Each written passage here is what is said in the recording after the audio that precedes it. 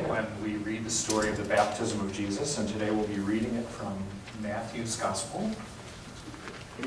Churches all around the world are celebrating the baptism of the Lord today, and we will join them. So I invite you to hear now the Word of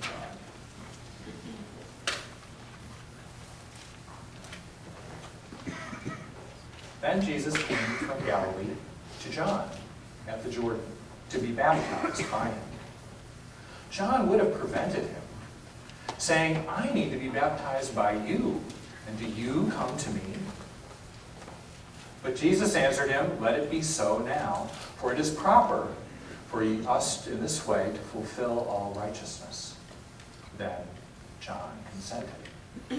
And when Jesus had been baptized, just as he came up from the water, suddenly the heavens were opened to him, and he saw the Spirit of God descending like a dove and alighting on him. And a voice from heaven said, "This is my Son, the beloved, with whom I am well pleased." The word of the Lord. Thanks be to God. Pray with me. Lord, may the words of my mouth and meditations of all of our hearts be acceptable in your sight. You are our rock and our Redeemer. Amen. Some of us will remember the great TV show All in the Family. They're still showing it on reruns, and it's still worth watching. Archie Bunker, the old goat, is just as cantankerous as he ever was. In particular, you know, the sparks fly between Archie and his son-in-law, Mike. Archie is not too happy that his daughter Gloria has married this meathead, as he calls him. Archie is not too happy that his son-in-law is freeloading in his house while he goes to college. And he is least happy that his son-in-law is at least as liberal as he is conservative, and both of them are more than happy to talk about it. The two of them don't agree on anything. But toward the end of the series, Mike finally gets a job, a real job, which you'd think would be good news for Archie, and it is, except there's this little detail that the job's in California. And so Michael and Gloria and their new little son are moving to California. They're saying their farewells in the living room, and Gloria, of course, is filled with tears as she hugs her mother and hugs her father, and that's what you would expect. But what you're not expecting is Mike, who at the door can barely speak, but manages to choke out, "Archie, I know you think that I hated you, but I really love you." And then he hugs a shocked Archie, puts his arms around him, to which Archie doesn't really know what to do, but finally hugs him back as he realizes that maybe he feels the same way, despite all that's gone on between them.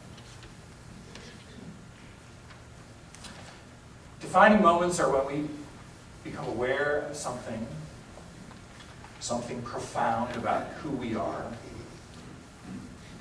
Sometimes it comes as a surprise, as it did for Archie there in his own living room. Sometimes it just sort of confirms something we've always known, becomes really real in a tangible kind of a way. In either case, though, we never look at the world in quite the same way again. Now, the baptism of Jesus must have been something of a defining moment for him. I mean, one of the great questions about Jesus that scholars ask is, what did he know and when did he know it? How soon was Jesus aware that he was chosen by God for this special mission? How soon did he know that he was the Son of God? I mean, he probably heard his parents talking about the stories of his birth.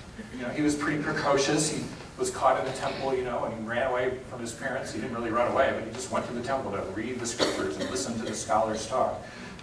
So he's pretty precocious. He's got an aptitude for this kind of thing. But still, how aware was he of his special destiny? I mean, surely the awareness of who he wasn't there when he was an infant. He didn't have the brain of an adult. Surely the awareness of who he was sort of came upon him over time. He grew into his understanding of who he was and of his mission. To me, this makes a lot more sense. A Jesus who knows everything as an infant. Everything from the very beginning seems a far cry from being fully human. But a Jesus who gradually comes to understand who he is and what he's called to do, that's entirely consistent with one who is fully human and yet also the Son of God. So the baptism of Jesus may well have been a defining moment for him. 30 years old, he's heard these stories, he's been thinking about these things, he has this realization. He's been studying the scriptures, praying, so much so that now he comes to John the Baptist and presents himself for baptism. Now, it's not that Jesus doesn't know now who he is. This exchange with John the Baptist, the back and forth, he knows who he is. And he still asks John to baptize him.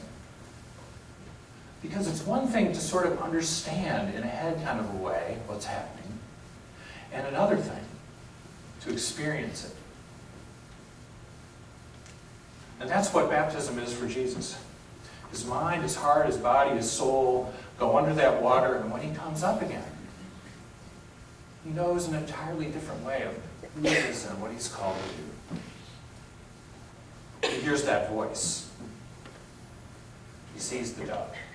And he comes out of that water in an entirely different place. Think about that for a moment. What would it be like? Sometimes if you hear a Bible story, you put yourself in the position of someone in the story, but put yourself in Jesus' shoes, or his sandals in this one. You're plunged under the water. You're deprived of air, which even the Savior of the world needs air to survive. And then when you come up through the water again and the air rushes into your lungs, here's the dove. And then that voice.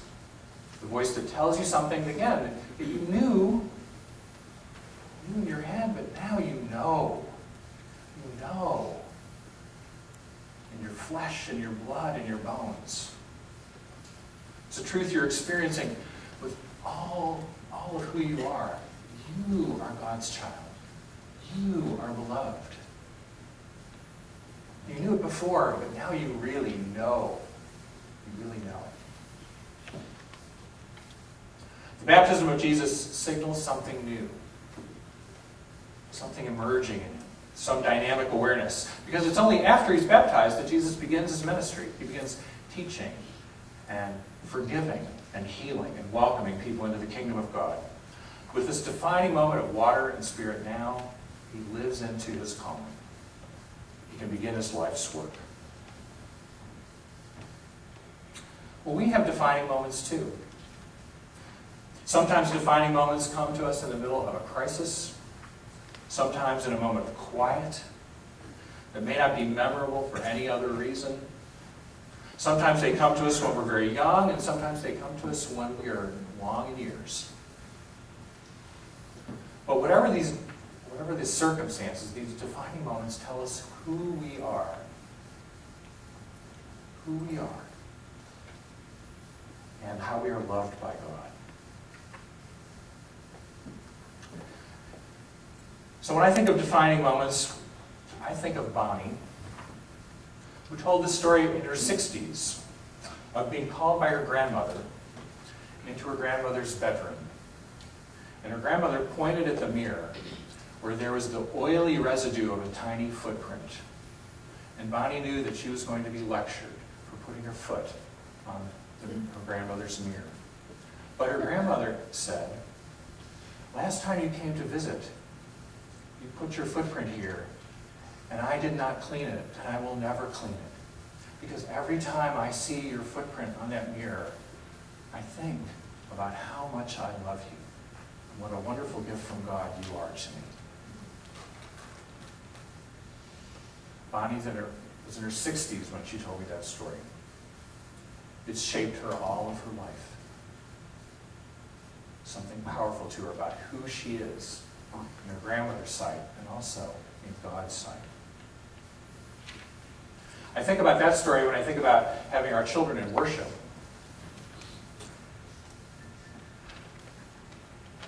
With all their shuffling, perhaps, and squirming.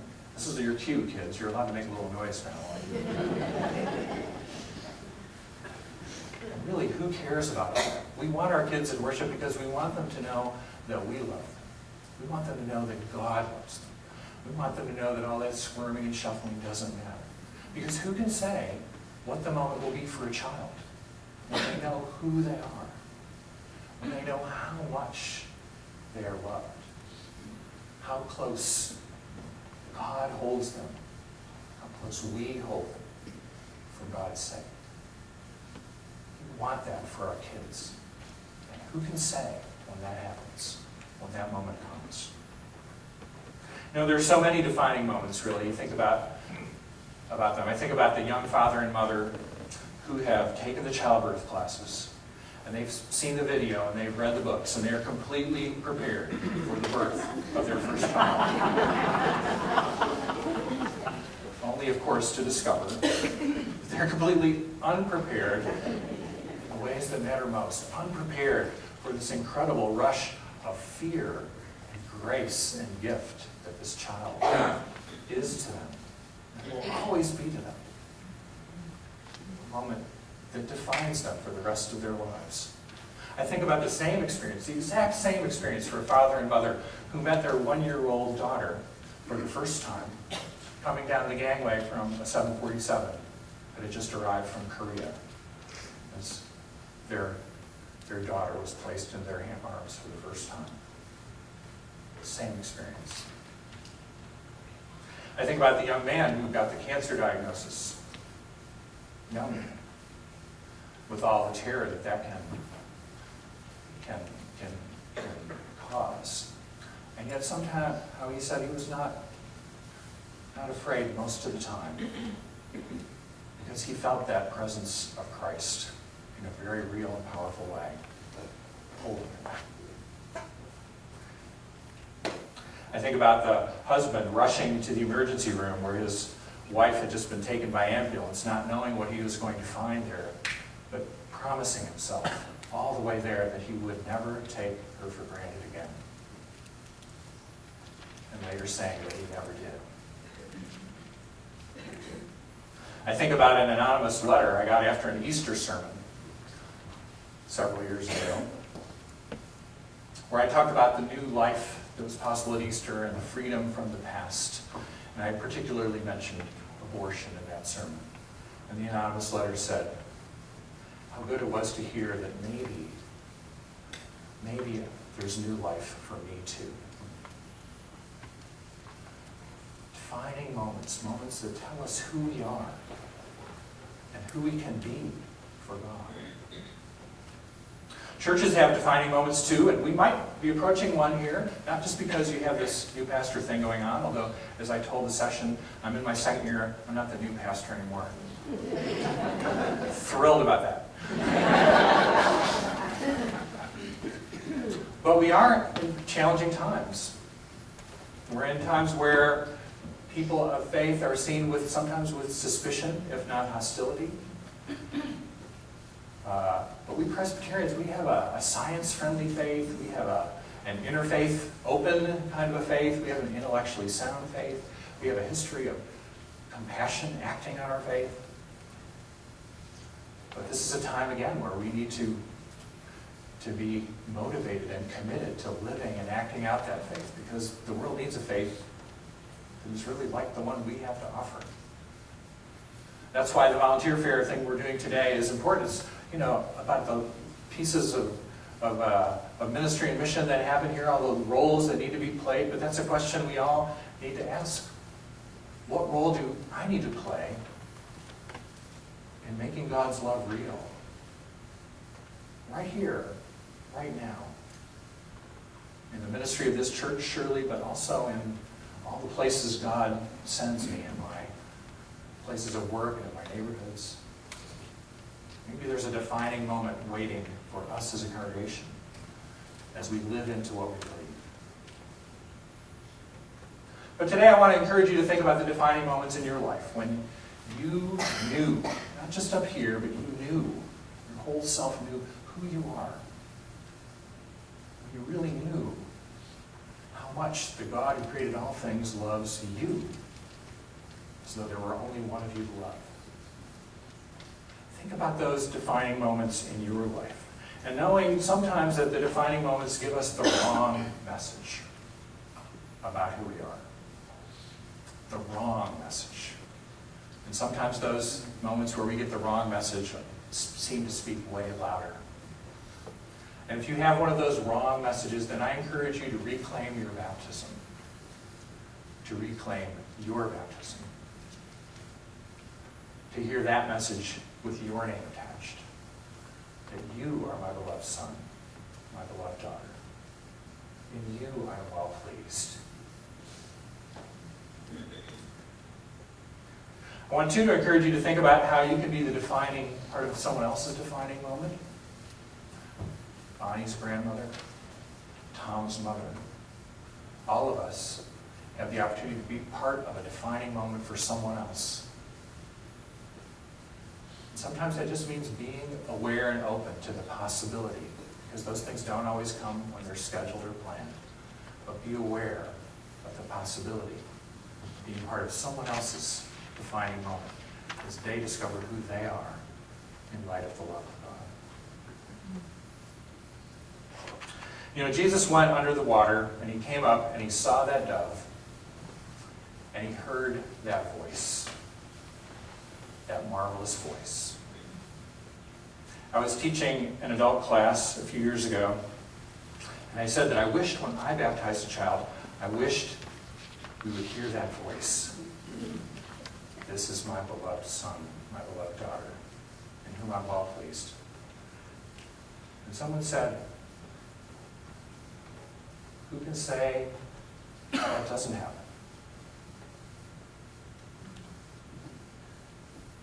And nobody said a word. Indeed, who can say it doesn't happen? That when water streams down the face of a child, that there isn't a voice that speaks, though we don't hear it because we're conditioned not to hear those kinds of things. But that there isn't a voice that says, this is my beloved son, Robert, in you I'm well pleased. Who can say? Who can say that when the water drips into that little girl's eyes, that there isn't a voice that we don't hear because we don't expect to hear it. There isn't a voice that says, this is my daughter, Hayden, in whom I am well pleased. Who can say, for that matter, that there isn't a voice right now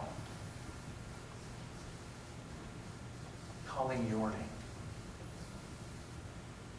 You, yes, you are my beloved daughter, my beloved son. In you I am well pleased.